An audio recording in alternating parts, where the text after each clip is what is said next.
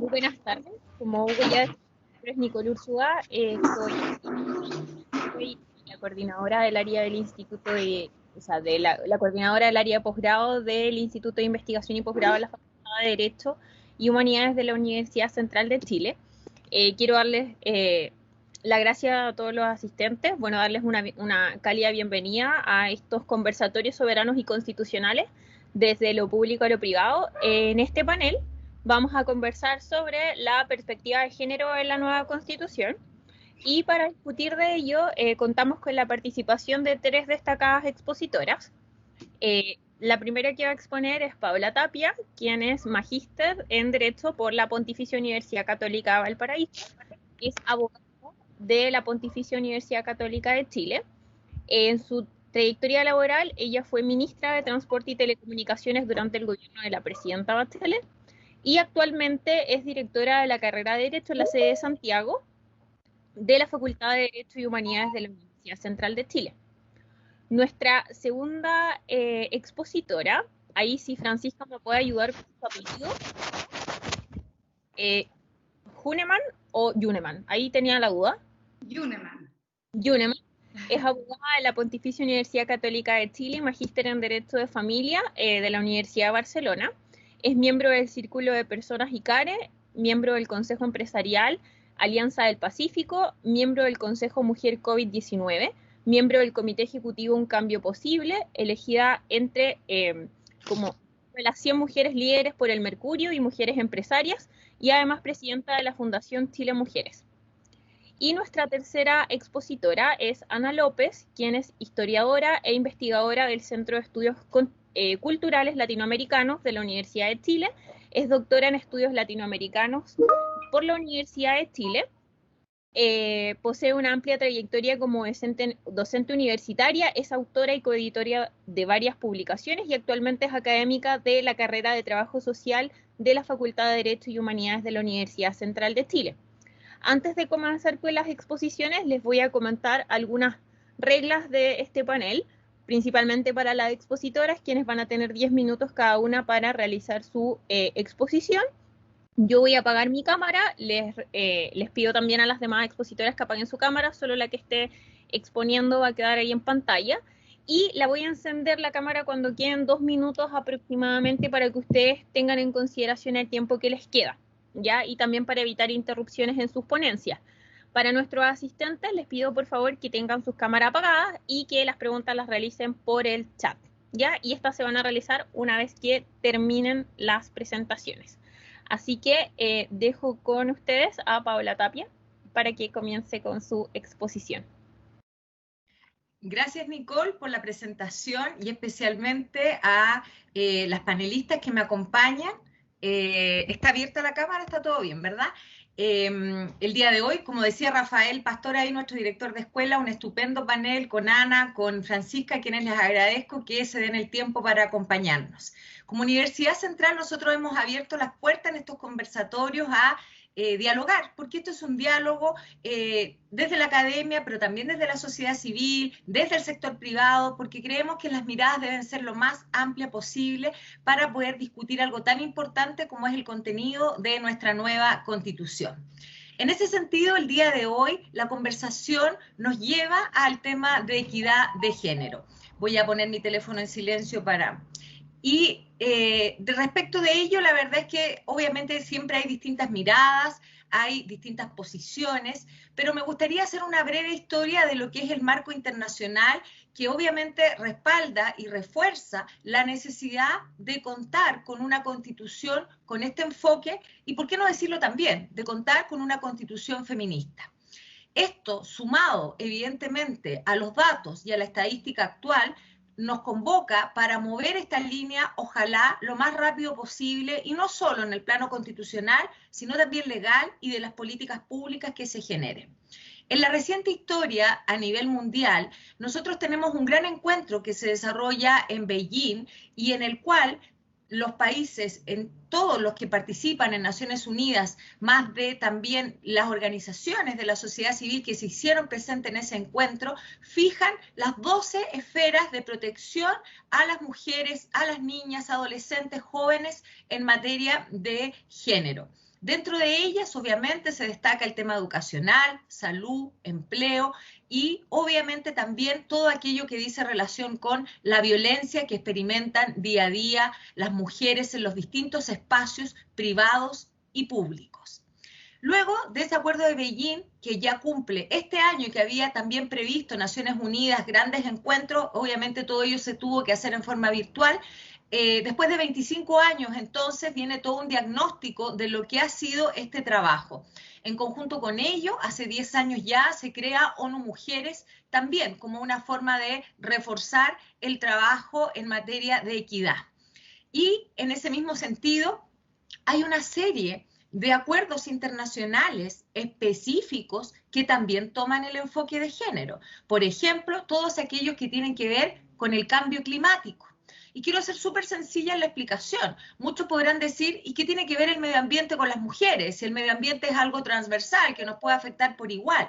Bueno, la verdad es que no es así. Y les quiero dar unos ejemplos muy simples que alguna vez me dieron para explicar esto, pero que también lo podríamos llevar a datos y estadísticas. Estos ejemplos son: las mujeres, por la cultura, por la idiosincrasia, por ejemplo, en general no saben, me excluyo porque yo sí lo hacía, pero bueno, no saben y no pueden muchas veces acceder a subirse a los árboles.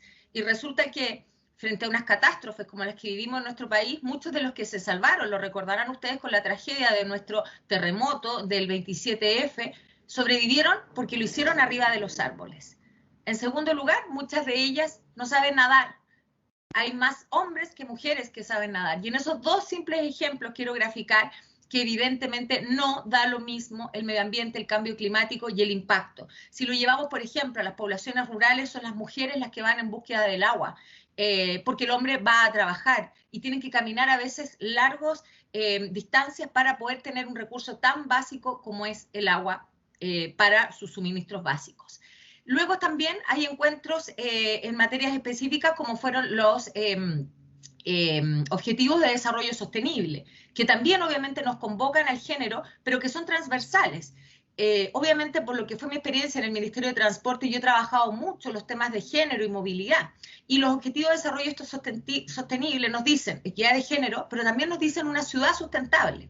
Y en ese sentido también hay un encuentro entre los dos elementos que es esencial también, no solo para la seguridad, sino también para el desarrollo de las mujeres. Y ahí me quiero detener en los segundos elementos que les dije que iba a abordar, que eran los datos, que era la información. Una mujer en Chile, de acuerdo a los datos de la encuesta Origen-Destino, se mueve 65% por viajes en razón de cuidados de otros. 65% de sus viajes son para cuidar a otros, mientras que un número bastante similar, el orden del 62% de los viajes de los hombres son por razones laborales. Y por tanto, esos viajes de los hombres son lineales, desde ya hasta el lugar de trabajo, mientras que las mujeres se desplazan en redes, porque como cuidan a otros, como lo dice el libro de CEPAL, en que nos habla precisamente y nos hace la interrogante, ¿quién cuida en la ciudad? Bueno, la conclusión de ese libro de CEPAL, que los invito a revisarlo, está disponible íntegro en la página web, la conclusión es, son las mujeres. Porque además, si eso lo asimilamos con las cifras respecto al cuidado de personas en situación de discapacidad, resulta que en Chile el 74% de quienes cuidan a personas en situación de discapacidad son mujeres. Solo un par de datos, si lo llevamos a América Latina, producto de la pandemia, se estima que había antes de la pandemia un 49% de empleo informal, lo que evidentemente da cuenta, y en eso Francisca seguramente nos va a profundizar mucho más, de las profundas brechas que hay en materia laboral, sin siquiera entrar al tema de la remuneración y el acceso a los cargos públicos y del sector privado. Ámbito internacional, datos y estadísticas. Entonces, cuando nos preguntamos, ¿debemos construir una constitución feminista? La verdad es que para mí, por lo menos, la respuesta es fuerte y clara, y es sí debemos hacerlo. ¿Por qué? Para disminuir esa brecha. Esa brecha que ya el Fondo Monetario Internacional cifraba antes de la pandemia en 100 años. Si queremos avanzar en esa brecha, necesitamos, evidentemente, una constitución que refuerce no solo desde el capítulo de las garantías constitucionales, sino desde las bases de la institucionalidad, la igualdad entre los hombres y mujeres. Y eso no pasa única y exclusivamente por la declaración de esa igualdad que hoy día está escrita en el artículo 1 de la Constitución, sino que necesita contenido. Y quiero dar solo un par de ejemplos. Artículo actual, 5, inciso 2 de la Constitución. Los tratados internacionales sobre derechos humanos. Eterna discusión. Hice mi tesis de pregrado en los tratados internacionales sobre derechos humanos y su rol jerárquico. ¿Qué necesitamos para poder proteger no solo la equidad de género, sino los derechos de la infancia, de los adultos mayores, de las personas con discapacidad? Que esos tratados internacionales sean exigibles a nivel supraconstitucional. Y esto no supone ni poner en riesgo la soberanía, no supone nada por el estilo, sino establecer y estar claros que cada vez que Chile se obliga internacionalmente, lo hace, como lo hizo en el Acuerdo de Beijing, como lo hizo con los Objetivos de Desarrollo Sostenible, lo hace para cumplirlo, porque de lo contrario, ¿para qué suscribimos esos tratados internacionales? Y la forma de cumplirlos es estableciendo explícitamente en el artículo 5, inciso 2, o en el artículo que sea el día de mañana, la prioridad de aquellos tratados internacionales sobre derechos humanos que vayan generando, evidentemente, y reforzando estas garantías fundamentales. Eso respecto al plano internacional. Y respecto a las garantías constitucionales, que hoy día están en el capítulo 3, artículo 19, es claro que necesitamos un enfoque de género que involucre la autonomía de las mujeres, que involucre la protección de las mujeres, que históricamente tuvimos vedados el espacio público porque nuestro lugar y destino era la casa, era el hogar. Entonces ya Nicole me empieza a mirar con cara de nerviosismo y a mover la cabeza. Yo creo que, según Nicole, que a mí me queda un minuto y que tú me estás presionando indebidamente, pero lo que quiero transmitirles es que, 1, en las bases de la institucionalidad, 2, en el reforzamiento de garantías constitucionales, 3, en el establecimiento y obligación de que las instituciones públicas y los órganos del Estado establezcan y tengan el deber de elaborar políticas públicas con enfoque de género, como la que construimos en transporte de modo propio, la primera, imagínense, yo fui la primera mujer ministra de Transporte después de 40 años de existencia del ministerio. Entonces creo que esos elementos dan cuenta de la priorización, visibilización que tienen que tener estos temas, así que para que ya Nicole no me rete, dejo hasta acá y luego conversaremos más. Muchas gracias. Estaba súper bien en el tiempo, Paola, te quedaron 30 segundos, así que te los vamos a dar para la... Me los dan después, perfecto. Así que ahora le damos el pase a Francisca Yuneman para que dé inicio a su exposición. Muchas gracias, Nicole, muchas gracias, Paola, a la Universidad Central, la Escuela de Derecho y Humanidades.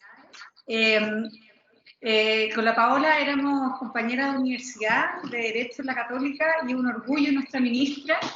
Así que decirle que si bien fue la primera ministra de Transporte, también es la única ministra de nuestra generación de la Escuela de Derecho y la admiramos mucho, así que un honor estar contigo, Paola, acá. ¿Puedo yo tratar de presentar para ir pasando a mi ritmo? ¿Puedo tratar? ¿O no? ¿No? A ver, espérenme. Ahí. ¿Ahí se ve mi presentación o no, Nicole? Debe estar cargando. Ya, esperemos. Se ve por lo menos la presentación en el archivo de PowerPoint, pero no se ve en formato completo. Perfecto. ¿Ahí no ven? Espérenme. Sí, ¿Y ahí ven? Ahí sí. ¿No? ¿Ahí sí? Sí. Francisca, proyecta. A ver, ponlo en modo presentación. Ya. No, es que en modo presentación, no sé por qué me pasa en esta aplicación que no me la ve, así que lo vamos a tener que hacer así en modo PowerPoint, ¿ya? Ningún problema. Ya, bueno, primero, agradecer esta invitación. Nicole, esos minutos no me los cuentes, por favor. Si no, no voy a alcanzar a hacer mi presentación. Partimos ahora. Ya, ahora empezamos. ¿Por qué es necesaria una constitución con perspectiva de género? Y creo que ahí Paola lo explicó bastante bien. Y me gustaría poner esta cita en referencia a un libro de una profesora de Derecho australiana, Helen Irving, que dice que las constituciones democráticas deben entender las necesidades y aspiraciones de todo el pueblo, y la legitimidad constitucional requiere oportunidades de participación tanto en la elaboración como en el funcionamiento de la constitución de un país. El compromiso, y estos son nuestras chilenas que hicieron un documento muy bueno que se llama Nueva Constitución con Perspectiva de Género. Miriam Enrique fue una de las que participó en este documento. Nos dice que el compromiso con el derecho a la igualdad entre las personas justifica la integración de la perspectiva de género en el reconocimiento y protección constitucional de los derechos de las mujeres. Este nuevo punto constitucional haría posible establecer un marco jurídico robusto, porque el contenido constitucional actual no es suficiente. Como nos contaba Paola, tenemos el artículo 1 que nos dice que los hombres nacen libres, iguales en dignidad de derecho. Tenemos el artículo 19, número 2, que establece la igualdad ante la ley, nos dice que hombres y mujeres son iguales ante la ley y que ni la ley ni autoridad alguna podrán establecer diferencias arbitrarias. El artículo 19, número 16, nos establece la libertad de trabajo y su protección. Toda persona tiene derecho a la libre contratación y a la libre elección del trabajo con una justa retribución, y se prohíbe cualquier discriminación que no se base en la capacidad y idoneidad personal. Eso sostiene nuestra Constitución, y sabemos que la realidad no es así, que la igualdad y no discriminación no se ha logrado en nuestra sociedad. Tenemos desigualdades no justificadas en el ámbito privado, en el ámbito laboral y en la vía pública. En el ámbito privado tenemos ausencia de corresponsabilidad en el cuidado de los niños, podríamos estar horas dando cifras en las labores del hogar. Tampoco hay una valoración del rol de cuidado y de trabajo en la casa. En el plano laboral tenemos claramente desigual posibilidad de acceso, no tenemos iguales salarios, no tenemos las mismas posibilidades de ascender, no tenemos las mismas posibilidades de llegar a los primeros cargos de responsabilidad. Y en la política tampoco tenemos igual representación en los poderes y en los órganos del Estado. Incluso tenemos leyes que no respetan la igualdad ante la ley. Aquí podríamos citar algunas: la sociedad conyugal, que es incomprensible que la mujer, por ser mujer, aún no pueda administrarla, aunque ella haya estudiado administración, y él, por ejemplo, sea profesor de artes plásticas. Por el hecho de ser mujer no tiene la administración de la sociedad conyugal. Después, el artículo 203 del Código de Trabajo, una discriminación en nuestro marco jurídico laboral, que establece que la sala cuna la debe pagar el empleador si tiene 20 o más mujeres por esas mujeres, como si la paternidad no existiera, asumiendo todo el costo de sala cuna la mujer, a través de menos contratación, a través de mayor informalidad y a través de mayor brecha salarial. Entonces, lo que yo les quiero proponer ahora es hacer una serie de propuestas bien concretas de cómo podemos robustecer este marco para lograr que efectivamente la mujer en materia laboral y en igualdad de derechos logremos realmente alcanzar esta meta de lugares de trabajo, iguales condiciones laborales iguales, y obviamente tener un marco de igualdad ante la ley general. Esto es solamente una primera aproximación, un primer borrador. Esto no es, y la idea es pues poderlo conversar con ustedes y que también ustedes nos opinen y ver qué les parece, cómo lo podemos perfeccionar, porque la idea es ir trabajando propuestas para después hacérselo a los convencionales constituyentes. Tenemos, por lo tanto, nos busca hacer en absoluto una propuesta integral de contenidos constitucionales en materia de género. Primero que nada, yo creo que yo le he dado harto vuelta y creo que la Constitución tiene que establecer, consagrar principios que sean el marco de las políticas públicas, que estos principios impliquen un rol activo del Estado como garante para velar por ellos, y los derechos, y que impliquen derechos de las personas que hagan exigibles esos principios, y que estos principios tengan contenido en la Constitución para que den certezas. Y aquí yo hice un listado de principios que, por supuesto, no son taxativos y podemos agregar o sacar y a través de ustedes, que probablemente, acá hay profesores que probablemente saben mucho más que yo. Yo creo que la Constitución nueva tiene que consagrar el principio de no discriminación en el mundo del trabajo remunerado. El rol del Estado debe ser velar por la no discriminación en el mundo del trabajo, tanto en el mundo público como privado, y acá agregar un rol proactivo que hoy no existe del Estado por velar por el principio de la no discriminación. También creo que acá deberíamos llevar a la Constitución los actos que se consideran discriminatorios y actualmente están en nuestro Código del Trabajo, que están en el artículo 2, inciso 4 del Código del Trabajo. Después, el principio de corresponsabilidad parental debiese estar consagrado en nuestra Constitución como marco a las leyes que se promulguen y otras políticas públicas que se hagan, como el rol del Estado de impulsar la corresponsabilidad parental en el ámbito tanto familiar como en los lugares de trabajo. El derecho de las personas sería a la corresponsabilidad parental, y el contenido que creo que deberíamos tener en esta Constitución sería señalar que la corresponsabilidad parental es el principio por el cual ambos padres vivan juntos o separados, puedan participar de forma activa, equitativa y permanente en la crianza y educación de sus hijos. Es decir, llevar la definición del principio de corresponsabilidad parental del Código Civil a rango constitucional.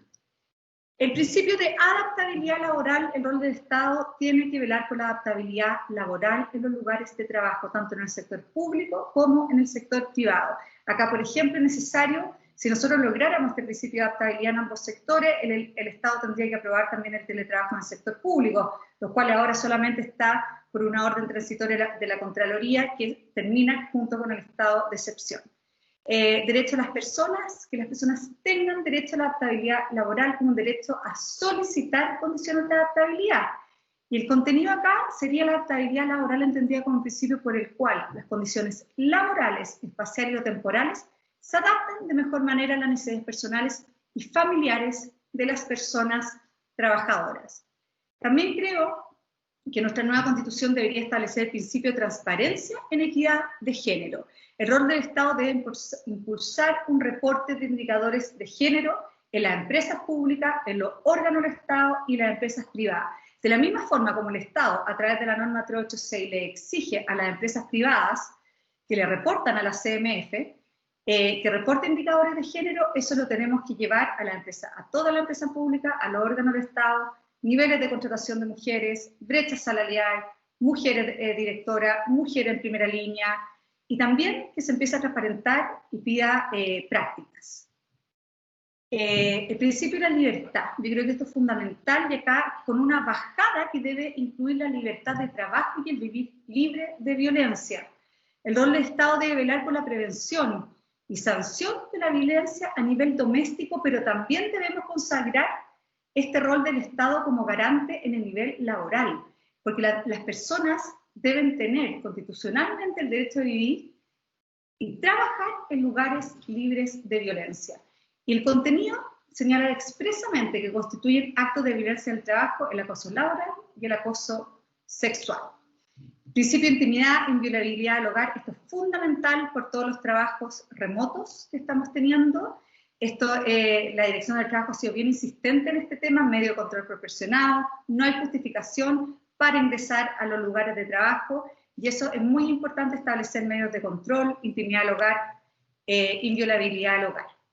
Después tenemos el principio de los descansos y el derecho a desconexión, fundamental establecerlo en la Constitución como un derecho de las personas trabajadoras. Me queda nada, así que no puedo ahondar en estos principios, por las preguntas las podríamos hacer.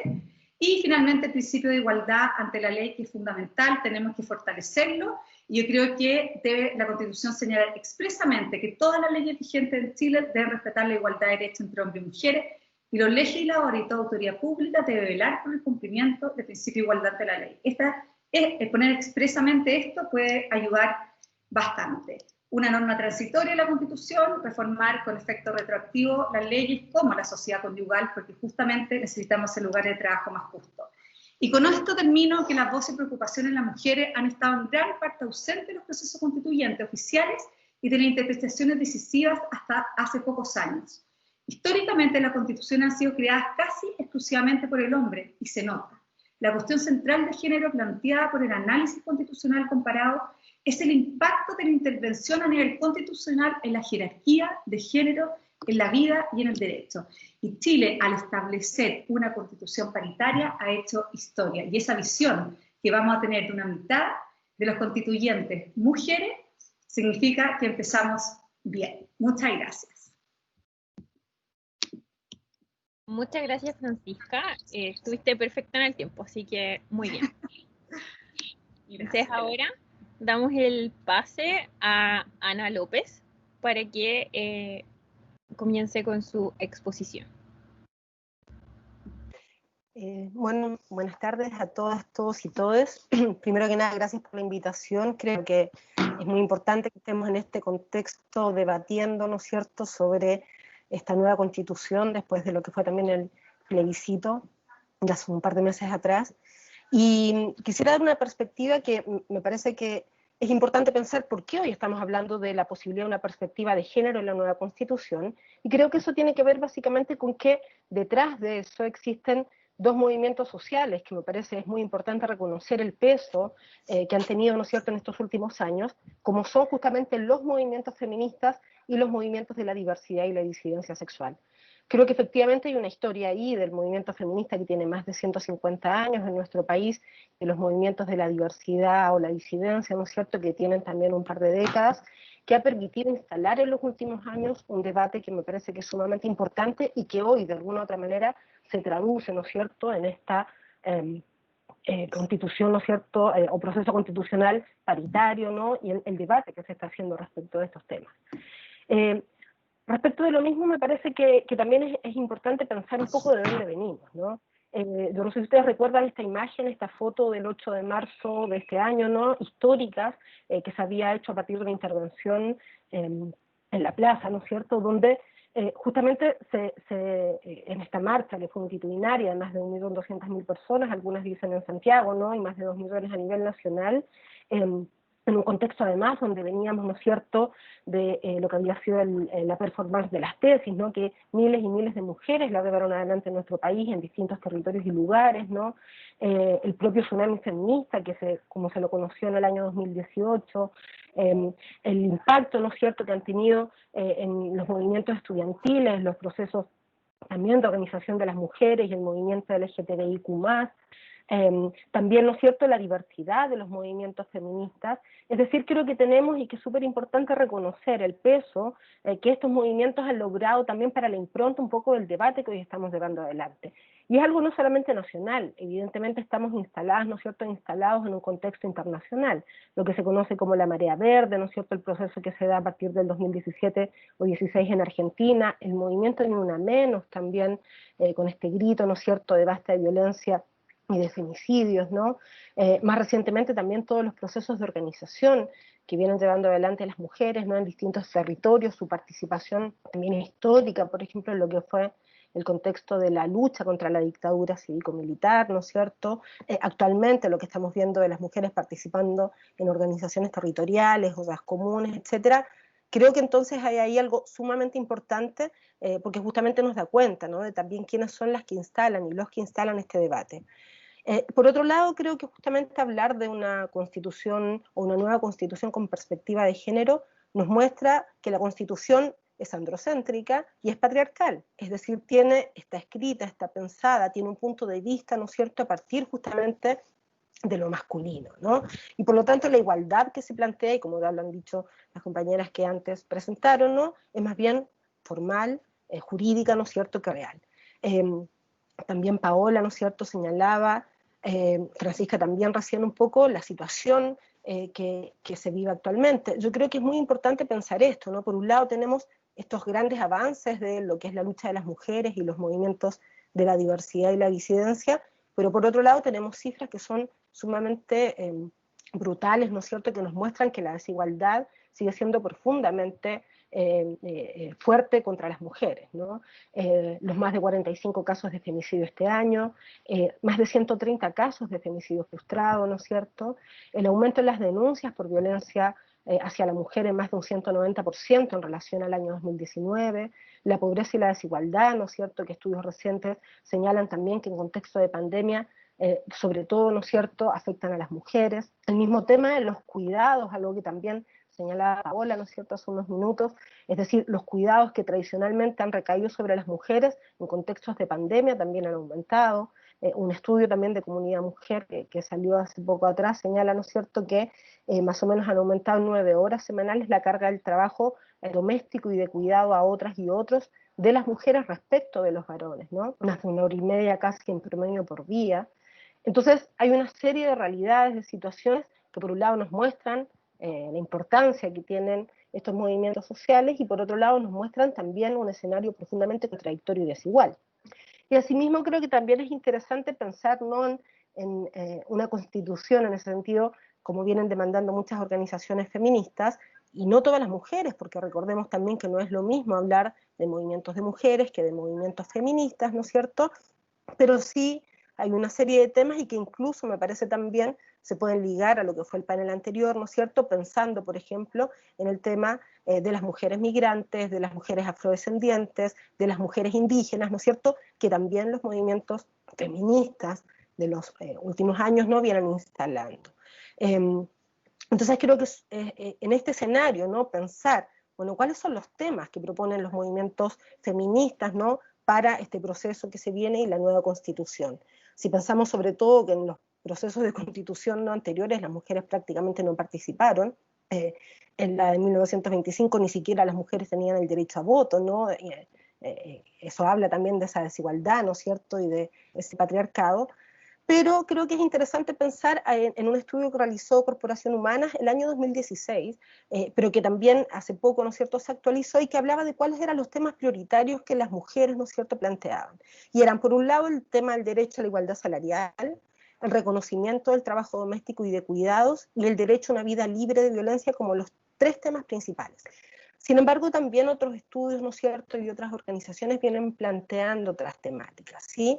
Y ahí quisiera comentar un poco el trabajo que, entre otras cosas, o las discusiones que, entre otras, vienen planteando, por ejemplo, la Coordinadora 8 de marzo, la Corporación Miles, ¿no es cierto?, la Red Chilena contra la Violencia hacia la Mujer, Corporación Humanas, ¿no?, y otras organizaciones. Por un lado, ¿no es cierto?, está el tema de la autonomía sexual y reproductiva. Es sumamente importante pensar, ¿no?, en este contexto, en un contexto donde también el año 2017 y después de muchísimos años del debate, al menos desde la transición en adelante, ¿no es cierto?, el debate sobre el aborto había sido un debate que había estado bastante limitado, ¿no es cierto?, y al que se había opuesto gran parte de los distintos partidos políticos. Se logra, ¿no es cierto?, la ley de aborto en 3 causales. Sin embargo, ¿no?, las organizaciones feministas vienen instalando el debate respecto de la necesidad de rediscutir el tema de la autonomía sexual y reproductiva, el tema de la igualdad salarial, ¿no es cierto?, y a todo nivel, algo de lo que también hablaron recién mis compañeras. Sin duda el tema de una vida libre de violencia, ¿no es cierto?, en un contexto donde, nuevamente, los femicidios, ¿no es cierto?, no solamente los femicidios, sino también la violencia hacia la mujer, la violencia, por ejemplo, en contexto de lo que son las redes sociales. Hay muchas notas que también en estos últimos meses están visibilizando, ¿no es cierto?, cómo ha aumentado la violencia hacia las mujeres en redes sociales, ¿no?, el ciberbullying, el ciberacoso. Entonces, la importancia que tiene visibilizar, discutir y tener políticas públicas efectivas realmente hacia este tema, pero también políticas, ¿no es cierto?, que abarquen lo cultural, lo social, lo económico. En cuarto lugar, recogiendo un poco lo que estas organizaciones plantean, está el reconocimiento del trabajo doméstico y de cuidados como una labor productiva, es decir, entender, ¿no es cierto?, que hablamos no de un rol que es natural de la mujer, sino que tiene que ver con la importancia de este trabajo y de la valoración de este trabajo. También el reconocimiento a la diversidad de las mujeres, ¿no? Como señalaba, y ya termino, me quedan un minutito nada más, la importancia que tiene reconocer a la diversidad de las mujeres, ¿no? En un contexto donde también, de nuevo, veníamos del debate respecto de los escaños reservados para pueblos indígenas y lo que acaba de pasar, ¿no es cierto?, respecto del pueblo afrodescendiente. El reconocimiento también a las familias diversas, y creo que ahí hay que recoger, ¿no?, el debate que también en los últimos años se da respecto del matrimonio igualitario, adopción para parejas del mismo sexo, ¿no es cierto?, etcétera. Y por último, la idea, no digo en importancia ni en jerarquía, y por supuesto hay otros temas, pero también la idea del buen vivir, ¿no? Tomando una idea que plantea la Coordinadora 8 de marzo, me parece interesante, ¿no?, este lema de una constitución que sea antipatriarcal, plurinacional, antirracista y que reconozca la dignidad de la vida. Muchas gracias. Muchas gracias, Ana. También estuviste muy bien en el tiempo y te sobraron unos segundos, así que, como yo le decía a la Paola, ahí se los vamos a dar cuando dé la respuesta. Invitamos a los asistentes si es que tienen alguna pregunta. Acá hay una pregunta en el chat. Dice, pensando en la nueva constitución, ¿qué tan específicos deberían ser los preceptos constitucionales sobre género, considerando el dinamismo social e ideológico en este ámbito? Ahí les dejo la palabra. Ustedes me dicen quién quiere responder. Yo soy de la casa, así que les cedo también la posibilidad de... No, Ana, por favor, tú. A ver, yo, si bien no vengo al derecho, por lo tanto no puedo hablarlo desde un punto de vista jurídico, creo que sí es importante pensar en la necesidad de dejar establecido, ¿no es cierto?, ciertas ideas básicas. Efectivamente, como dice Diego en su pregunta, hay muchos aspectos que van cambiando, ¿no?, que la propia sociedad y que desde el punto de vista cultural se van planteando. Es decir, no es lo mismo cómo concebimos, cómo entendemos hoy la familia, que cómo la podíamos entender hace 20, 30 o 50 años atrás, ¿no es cierto? Hay un dinamismo ahí. Sin embargo, creo que esto que planteaba recién, ¿no?, cómo se plantea, por ejemplo, la idea de el reconocimiento a las familias diversas, el reconocimiento a la diversidad de las mujeres, ¿no? Creo que son cuestiones que son lo suficientemente amplias como para dar cuenta de las demandas, de los desafíos, ¿no es cierto?, que vienen planteando los movimientos de mujeres y feministas, y que a su vez permiten justamente quizás en ese propio dinamismo, ¿no es cierto?, ir instalando debates que quizás después, más en concreto, la propia sociedad va cambiando, ¿no? Yo creo que ahí, al menos de todo el debate que se viene dando al interior del movimiento feminista, del cual participo, que conozco digamos, por ser activa también participante de él, tiene que ver con estas lógicas, ¿no? Y me parece que ahí entonces hay puntos que deberían ser intransables, ¿no? Como el derecho a una vida libre de violencia, ¿no es cierto? U otros temas que creo que el movimiento feminista viene exigiendo de todo punto de vista en la calle, a nivel, ¿no es cierto?, del planteamiento de leyes, ¿no es cierto?, etcétera, que es súper importante hoy tomar. Solo complementando brevemente, efectivamente un poco el ejercicio que hacía al principio tenía que ver con hacer esta distinción entre derechos humanos y garantías fundamentales. Los derechos humanos son los que tienen protección internacional y que cambian día a día y que son mucho más dinámicos. Los tratados internacionales que se suscriben nos van dando un poco lo que decía Ana, el feedback de lo que está pasando. En cambio, las garantías fundamentales, las que se escribieron en el 80, las vamos a escribir ahora, pero van a ser las mismas congeladas 20, 30 años, digamos, y interpretadas por los tribunales. Pero interpretadas a la luz de qué? Y ahí es donde, de nuevo, no tenemos que ponernos una camisa de fuerza y tenemos que creer en esos tratados internacionales que firmamos para poder lograr aplicarlo. Entonces, por eso para mí es muy importante, y lo mencioné, y por eso la Constitución no se puede segmentar en capítulos, sino que está directamente relacionada, y por eso vuelvo sobre la idea de los derechos humanos como pilar fundamental para además lograr una equidad de género como herramienta. Ahora, en temas más ideológicos en general, no solo en temas de género, hay países que han optado, yo no tengo una posición así con que yo esté enamorada de esa porque me gusta dialogar y porque creo que la Constitución no la van a escribir los constituyentes. El constituyente que crea que porque o es un gran académico o es un gran político va a escribir la Constitución, creo que está profundamente equivocado. La Constitución se va a escribir así. O sea, conversando. Yo lo primero que haría sería decir, oye, Ana, Francisca, sentémonos de nuevo, vamos de nuevo, y vamos con más mujeres y con hombres y discutamos estos temas. Entonces, en esa línea, y por eso es que aún esta parte la someto a debate, digamos, hay países como Estados Unidos, algunos estados, en Suiza, por ejemplo, que someten a plebiscito aquellos temas que son de alguna forma más ideológicos. Por ejemplo, el tema del aborto lo han sometido a plebiscito, ¿ya? Es una opción, ¿no? Yo, claro, ¿cuál es mi temor? Que, por ejemplo, temas como la pena de muerte se vuelvan a someter, porque también es otro de los ejemplos que se ha discutido en los estados de Estados Unidos, por eso en algunos sí y en otros no. Me sentiría pésimo si retrocediéramos a eso, por ejemplo. Pero sí, pero ahí entonces usted me dirá, claro, todo tiene una doble moneda, claro, porque si avanzáramos en otros temas creo que sería muy positivo, pero además creo que sería súper potente que la ciudadanía no se trata, y no hay que ridiculizar, porque muchos dirán, vamos a hacer plebiscito toda la semana, no, pero quizás es una alternativa que deberíamos barajar y que de alguna forma también permitiría de otra forma la participación ciudadana. Y con esto termino, creo que otro elemento fundamental es participación ciudadana garantizada como derecho en la Constitución.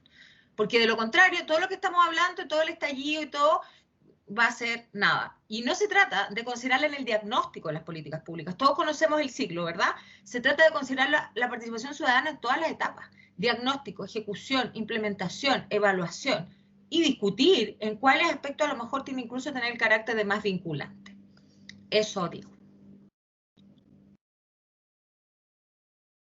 Yo si pudiera indicar, complementando, que no sé si hay otra pregunta, tomo esto último que dice Paola, creo que es súper importante pensar, y de nuevo, me parece a mí que son los propios, en este caso las propias sujetas, las actoras, ¿no es cierto?, las protagonistas de estos procesos, los que vienen en los hechos, haciendo que sea mucha más dinámica, ¿no es cierto?, la realidad, que incluso lo que está escrito en la Constitución, es decir, los avances que se han tenido en estos últimos años. Pensemos cuando es el debate sobre el acoso sexual, por ejemplo, en la CADE, cuando surge esta organización, el Observatorio contra el Acoso Sexual Callejero, ¿no es cierto?, y toda una serie de campañas. Pensemos en la discusión sobre el tema del matrimonio igualitario, ¿no? Que no termina saliendo con ese nombre, pero que genera todo un debate, ¿no es cierto?, y que abre también la discusión. O sea, creo que hay algo ahí que es importante y que evidentemente a futuro va a seguir también, ¿no? Indudablemente, en la medida en que también la sociedad va exigiendo, y los movimientos sociales en este caso, y por eso creo que reivindico tanto el rol que ha tenido el movimiento feminista y los movimientos LGTBIQ, que han logrado, o hemos logrado, ¿no?, porque hemos estado muchas veces en distintas instancias, generar finalmente estos cambios sociales por sobre incluso lo que ha estado puesto, ¿no?, en la propia ley, digamos, en lo formal, en lo jurídico, ¿no?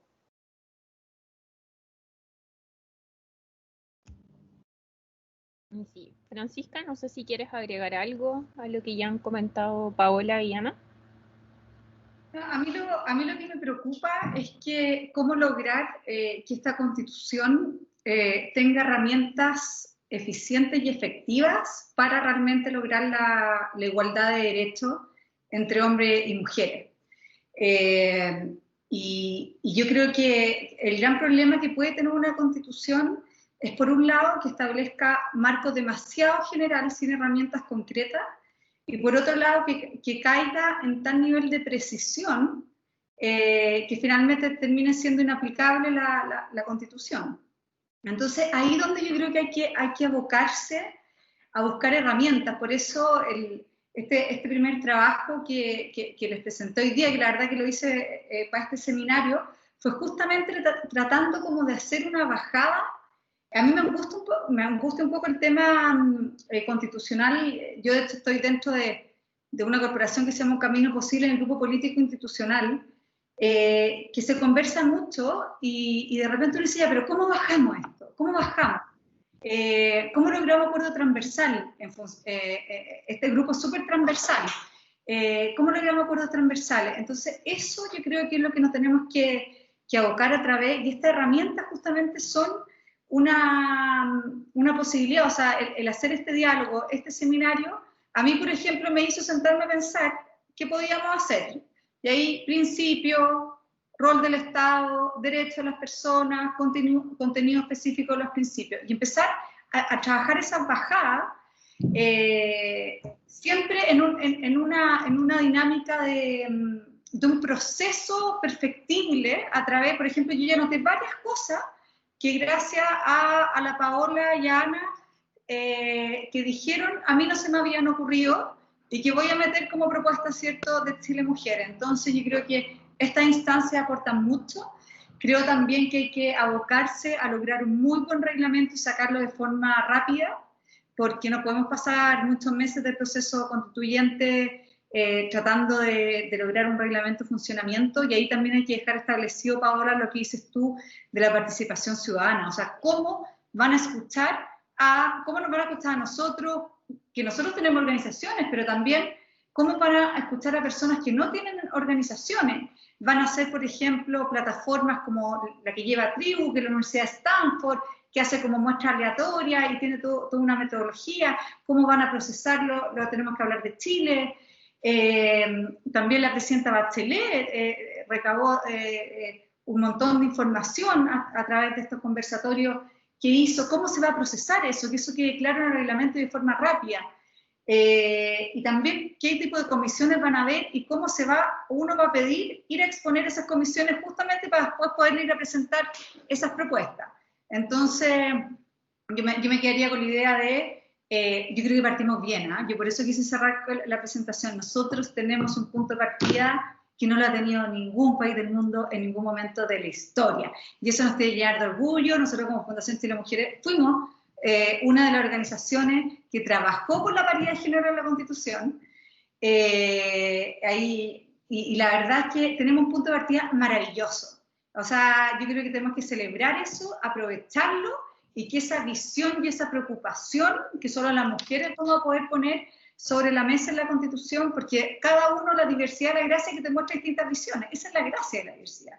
Y te muestra distintas soluciones a los problemas. Así que aprovechar eso y celebrar lo que hemos logrado, porque nadie en el mundo lo había hecho. Sí, yo ahí me sumo a las palabras de Francisca. Creo que es un punto de partida importantísimo para Chile, la redacción de esta nueva constitución. El hecho de que tengamos esta paritaria que nos coloca en una situación totalmente distinta de otros países. Creo que también no nos da el tiempo para conversar este tema, porque siento que son tantos aspectos que se unen respecto a la perspectiva de género que tiene que tener no solo la Constitución, sino que yo creo en general la normativa de un país tendría que tener perspectiva de género. Incluso desde el trato que tenemos entre nosotros, ya se debería empezar a instaurar.